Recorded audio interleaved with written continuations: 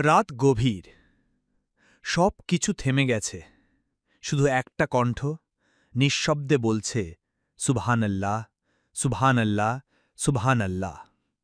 ঘর অন্ধকার, চোখে হয়তো অশ্রু, কিন্তু জিহ্বা চলতে থাকে আল্লাহর নাম নিয়ে একটার পর একটা তাসবিহ।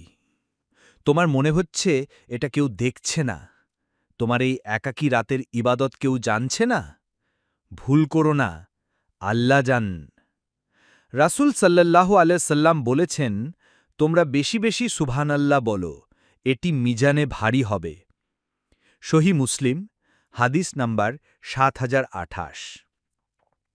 এই ছোট্ট শব্দ তোমার কিয়ামতের পাল্লায় পাহাড়ের মতো ভারী হবে। এটা কোনো কবিতা না, এটা কোনো গল্প না, এটা সত্য।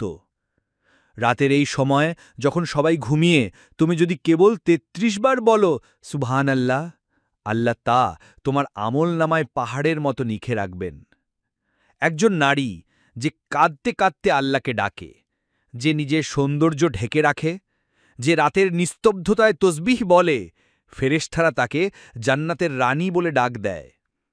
তোমাকে সবাই ভুলে গেলেও তোমার বন্ধুরা হাসে ঠাট্টা করে, তোমার পরিবার তোমাকে বোঝে না, কিন্তু আল্লাহ বোঝেন, তিনি শোনেন, তিনি বলেন, আমার এই বান্দী আমাকে মনে রেখেছে, আমি তাকে কখনো ভুলব না।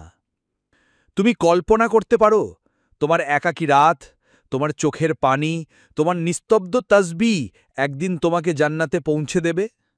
বন্ধু, আজ রাতেই শুরু করো। চুপ করে বসো, দুনিয়ার চিন্তা সরিয়ে দাও, তোমার হৃদয়ে থেকে কেবল বলো সুবহানাল্লাহ, সুবহানাল্লাহ, সুবহানাল্লাহ। তুমি বুঝতে পারবে তোমার নিঃশব্দ কান্না, তোমার তাসবিহ আল্লাহর দরবারে সবচেয়ে মূল্যবান কিছু। আজ রাত থেকে প্রতিদিন বলো ৩৩ বার সুবহানাল্লাহ, ৩৩ বার আলহামদুলিল্লাহ, ৩৪ বার আল্লাহু আকবার। এটাই তোমার জান্নাতের শুরু। আল্লাহ তোমার আমলনামা যেন তসবিহে ভরে দেন। আমিন।